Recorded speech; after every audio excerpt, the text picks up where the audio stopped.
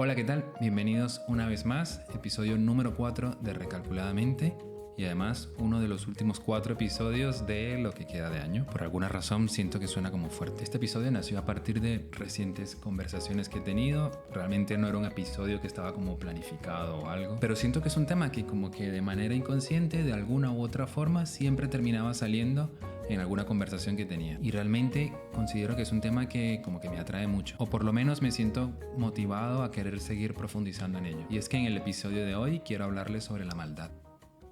Y en realidad más específicamente sobre si existen o no personas buenas y personas malas y cómo podríamos definir o qué vendría a definir a cada una de esas personas. Yo creo que muchas veces, independientemente de si nos acerquemos a algún tipo de verdad o no, nuestro primer acercamiento en una discusión sobre si alguien que conocemos, por ejemplo, es una mala persona, tiene mucho que ver, o considero que tiene mucho que ver, con nuestra propia madurez y con nuestra propia capacidad de empatía. Por supuesto que en este punto me refiero a una maldad que no sea lo suficientemente dañina, por decirlo de alguna manera, o que no estemos hablando de algo de crueldad físicamente o psicológicamente hablando. No hablo de personas capaces de matar, por ejemplo, o de hacer suficientemente daño a estos niveles. No hablo tampoco de psicópatas o personas con algún tipo de psicopatía, sino que me refiero a esa maldad que nos hace preguntarnos qué es ser buena persona o qué es ser mala persona. Y muchas veces es una pregunta que nace a partir de nuestros propios cuestionamientos personales y de preguntarnos si hemos actuado bien ante alguien o si lo que estamos haciendo está bien o está mal. Y en este punto entra también otra pregunta que me suelo hacer y tiene que ver con que si una persona tiene que ser necesariamente mala para todo el mundo o se puede ser malo solamente para algunas determinadas personas y para otras no. ¿Cómo funciona eso? Aquí efectivamente entra la subjetividad que todos tenemos como seres humanos y los valores e incluso hasta la educación que hayamos recibido. A mí particularmente, y quiero usarlo como ejemplo, me pasaba algo cuando escuchaba de alguien que se iba a separar, por ejemplo, o que se estaba separando. Un matrimonio que se había acabado, por ejemplo, y que tuviesen además hijos en común. A lo mejor yo llevaba mucho tiempo escuchando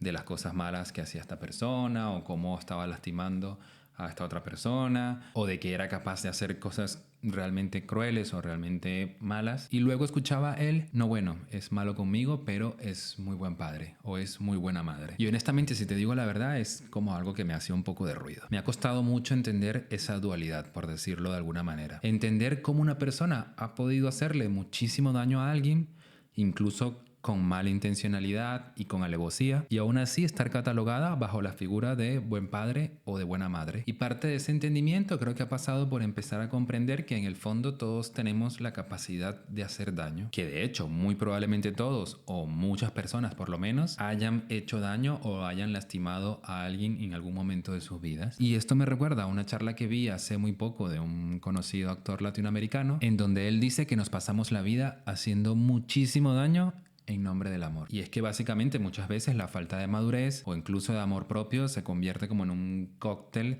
suficiente para lastimar muchísimo a alguien a quien se supone que amamos. Muchas veces a lo largo de la vida vamos haciendo daño constantemente en nombre del amor. Creo que de hecho si hay algo con la capacidad de hacer suficientemente daño es el amor. Polémica esa frase, ¿eh? Una persona que te ama o que se supone que te ama o que dice que te ama, tiene potencialmente la capacidad para lastimarte porque es una persona que te conoce lo suficiente, que sabe muchísimo de tus miedos, de tus inseguridades y que técnicamente tiene toda esa información para usarla en tu contra. Y como dije anteriormente, la madurez y el autoconocimiento es quizás lo que nos hace entender que por mucho que tengamos ese poder no deberíamos usarlo. Y creo que en parte ahí radica el éxito de una relación sana. Pero entonces una persona, aún actuando en nombre del amor, por decirlo de alguna forma, que es capaz de dañarte profundamente, incluso con intención, y por supuesto allí ya podríamos entrar en un pequeño debate sobre si es realmente amor lo que siente, podríamos catalogarla como una mala persona. Yo creo que lo que pudiese convertir a esa persona que ha hecho daño en una mala persona pudiese ser la repetición de manera sistemática de esos patrones y muy posiblemente la incapacidad de sentir remordimiento o de sentir arrepentimiento. Todos efectivamente creo yo que hemos hecho daño alguna vez, pero también creo que arrepentirnos es una parte fundamental de la vida. Hacer autocrítica y saber reconocer en determinados momentos que hemos fallado me parece que es algo que nos convierte o por lo menos nos acerca a convertirnos en personas íntegras. Y yo creo que hay que saber separar los valores de las buenas o las malas acciones. Pongo un ejemplo. De pequeño siempre o solía escuchar frecuentemente frases así como: no, es que ese niño es malo porque no te quiere prestar los juguetes, porque no te quiere compartir sus chuches, porque no quiere jugar contigo. E incluso ya de grande me hacía esos mismos cuestionamientos. Me decía, a tal persona no le gusta compartir, o es que fulanito no cede el puesto en el metro a personas de la tercera edad o personas que lo necesiten. O incluso también algo que llevo bastante mal, que tiene que ver con el sentimiento de injusticia. No soporto de verdad ver a una persona ser injusta con otra, o que aún sabiendo que sus acciones están perjudicando la vida de otros y teniendo además la oportunidad de hacerlo mejor, decide no hacer nada. Todas esas cosas me hacían pensar de una manera quizás no tan literal que, oye, es que todas esas personas son malas personas, o por lo menos no son precisamente buenas personas. Pero pienso que aprendiendo a separar incompatibilidad de valores puede ser un primer paso quizás para pensar que eso que estás analizando en primera instancia como algo malo, quizás en el fondo no lo sea, sino que simplemente esa persona tiene unos valores que tú no compartes y que además tú no quieres en tu vida. Yo, por ejemplo, tengo un problema. Doctor, tengo un problema. Y es que laboralmente hablando, a veces me cuesta como contenerme ante situaciones que considero muy injustas. ¿Cómo es posible que hagan trabajar a mi compañero tan temprano por la mañana, cuando ayer lo hicieron quedar hasta tan tarde y además le pagan una mierda? Cosas así son como un día normal dentro del cerebro del runner profesional. Eso evidentemente me ha traído una serie de problemas porque es como que de alguna u otra forma hay una parte de mí que se desconecta. Todo adulto responsable sabe que muchas veces tiene que sencillamente hacer lo que hay que hacer, sobre todo cuando esas cosas involucran todo lo que tiene que ver con nuestro aspecto profesional o si tienen que ver con conservar un empleo, por ejemplo. Pero a mí en lo personal se me dificulta muchísimo como conjugar esas dos cosas, ese sentido de la responsabilidad que tengo, que se supone que tengo que tener, con ese sentido de la injusticia. Lo que sí es cierto es que algo que he ido aprendiendo con el tiempo es a separar la humanidad de una persona con el propio sentido de la injusticia de una situación determinada. Es decir, ante una situación tremendamente injusta o cruel o dañina, ciertamente me quedo mucho tiempo con ese sentimiento, aunque trato de exculpar a la persona que lo causó. Trato siempre de entender que la persona que lo causó es un ser humano y por tanto tiene la capacidad de equivocarse, de errar o de actuar mal en determinados momentos. Y bueno, también en este punto entra un poco mi propia tranquilidad y el trabajo que siento que he ido haciendo poquito a poco a través del tiempo, y aún así sigo para poder conseguir lograr ese balance ideal dentro de mí. Decía Séneca, por ejemplo, el filósofo griego, que el perdón no implica aprobar una injusticia, sino entender que ha sido un acto de debilidad o de ignorancia. Aceptas que ese acto lo ha cometido un ser humano y te tratas de despojar de ese sentimiento de injusticia y de rencor, que es algo que pesa mucho y que lastra mucho. Entonces, para conectar con el principio, es esa persona que ha cometido ese acto de debilidad o de ignorancia una mala persona. Y bueno, creo que para responder o intentar responder un poco esa pregunta, tenemos que quitarnos ese gran peso cultural y hasta educacional que todos tenemos por dentro, que nos hace emitir juicios constantemente. Muchas veces andamos por la vida con prejuicios o emitiendo juicios ante la incapacidad quizás de reconocer que de eso se puede encargar alguien más, un ente superior si lo queremos ver de esa manera, y no tenemos por qué necesariamente ser nosotros. Sencillamente eso, o a esas personas con las que no somos compatibles, tratemos de darle el espacio que se merecen, que muy probablemente sea un espacio fuera de nuestras vidas. Entonces, bueno, regresando al ejemplo original sobre si una persona que consideramos mala puede ser un buen padre, creo que una posible respuesta puede ser que quizás sí, solo que seguramente sea mucho mejor que una persona, aún ante una ruptura, ante una difícil ruptura además, o ante el dolor de una situación de separación, pueda mostrar que tiene unos buenos valores, sanos valores y bonitos además, y que teniendo la capacidad de lastimarte seriamente, decida no hacer uso de esto. Pueda, además de todo ello, ser un padre ejemplar y capaz además de hacer y dar lo mejor por sus hijos, aportándoles y educándoles con esos mismos valores en sus vidas. Quizás lo que comúnmente conocemos como una mala persona sea una persona que se deja guiar en su día a día por la envidia, por el odio y por el resentimiento, y sobre todo por la incapacidad de conectarse con otras personas. Y creo que es una característica que está siempre presente en todas las personas que tengo como modelo o en quienes me fijo como ejemplo a seguir en cuanto a lo que considero que debe ser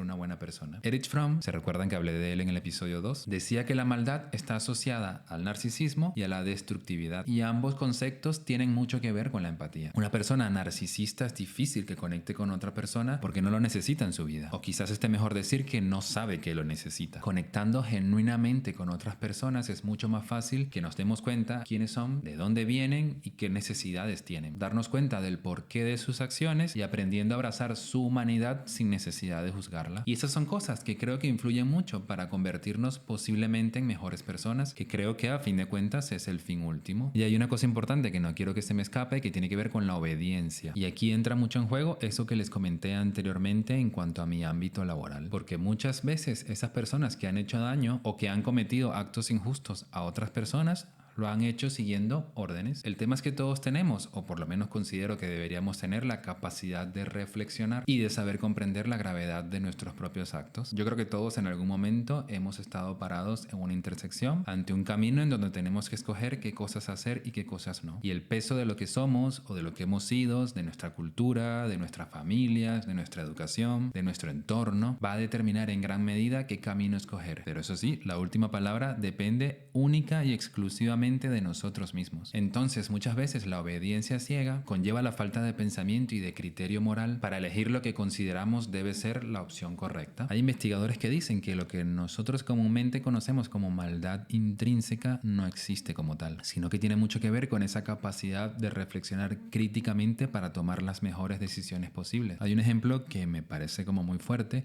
pero que ejemplifica todo esto que estoy diciendo y que tiene que ver con Adolf Eichmann, espero que se pronuncie así. Para los que no lo sepan, fue un militar de alto rango dentro de la SS durante la Segunda Guerra Mundial y además fue uno de los responsables directos de lo que se conoció como la solución final, es decir, uno de los responsables de enviar a cientos de miles e incluso millones de personas a campos de concentración y su posterior genocidio. A Eichmann, cuando lo capturaron muchos años después, en su juicio, él alegó que todo lo que hizo fue por seguir órdenes y que además sus actos pertenecían a intereses más grandes, en este caso los intereses de la Alemania nazi, y por tanto él se consideraba a sí mismo como una persona que solamente seguía las órdenes de guerra que le concedieron. Creo que hay demasiadas cosas mal en esto que decía, pero el caso es que todo esto dio pie a una serie de investigaciones en donde además muchos concluyeron que este siniestro personaje era aparentemente una persona normal y que no había indicios de ninguna psicopatía, ni de ningún trastorno, ni de ninguna alteración en su cerebro. De hecho, incluso se dice que supuestamente el agente que lo capturó, años más tarde en alguna entrevista, dijo que una de las cosas que más le perturbaba y que más le inquietaba era el hecho de que Eichmann parecía ser un tipo normal. Así que muchos investigadores y muchas personas que trataron y analizaron todo lo que sucedió y que analizaron además a esta persona, concluían que quizás se trataba mucho más de una desconexión humana que de un acto de maldad pura. La capacidad de una persona de pararse frente a un evento que moralmente o éticamente no está bien y oponerse a ello, aun cuando eso amerite oponerse a un ente superior o a este jefe, por decirlo de alguna manera, es muchas veces lo que define a una buena persona. Se han escrito muchas cosas sobre que quizás esa sensación de maldad puede estar presente en todos y en cada uno de nosotros, y lo que nos va a catalogar como una buena o una mala persona es nuestra capacidad de discernir, de oponernos a ello en pro de lo que consideramos es un sistema moralmente justo o un sistema moralmente correcto. Pero bueno, básicamente hablar de todo esto es como hablar de la verdad en sí misma o de qué entendemos como verdad. Mucho de lo que entendemos como el bien y el mal o verdad o mentira son construcciones sociales y no son verdades universales. Tu verdad nunca va a ser igual a la mía porque básicamente somos humanos y por tanto somos individuos, somos seres subjetivos por naturaleza. Entonces, en un mundo de 6.000 millones de personas habrá 6.000 millones de verdades. Ahora, todo esto no significa que efectivamente haya cosas que moralmente no sean correctas. Lo importante, creo yo, es que al analizar una situación o al analizar a una persona, lo estamos haciendo desde nuestra propia ética y que por tanto puede que no sea correcta, pero sí determinante para que nosotros tomemos la decisión que tengamos que tomar. Y aunque respeto muchísimo la diversidad de criterios, porque creo que la aceptación es clave para vivir en armonía, la verdad es que no quiero rodearme de personas que cometan actos que éticamente no van con los valores que yo poseo o por lo menos con los valores que yo creo como válidos. No considero que ese niño que no quería prestarme los juguetes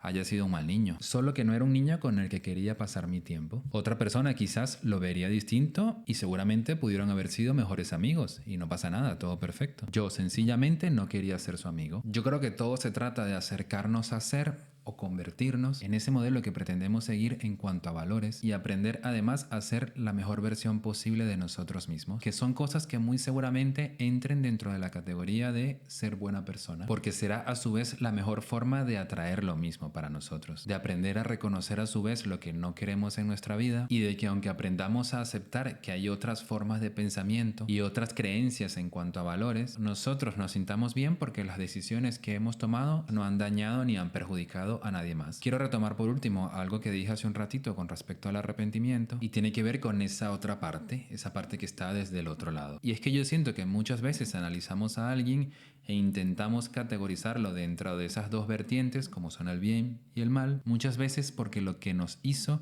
no hemos sido capaces de perdonarlo. Y con todo esto no me refiero a que tenemos que perdonar sistemáticamente y de manera desbocada todo lo que nos hacen, porque sí, porque ya está, porque es un acto bondadoso ni nada de eso. Lo que quiero decir es que perdonando nos liberamos muchas veces de esa prisión emocional del pasado, un sitio que nos hace juzgar todo desde otra perspectiva. No se trata de olvidar todo lo que nos hicieron ni de pasarlo por alto, sino de quitarnos ese peso del resentimiento, aceptando a esa persona como lo que en el fondo es, como una persona.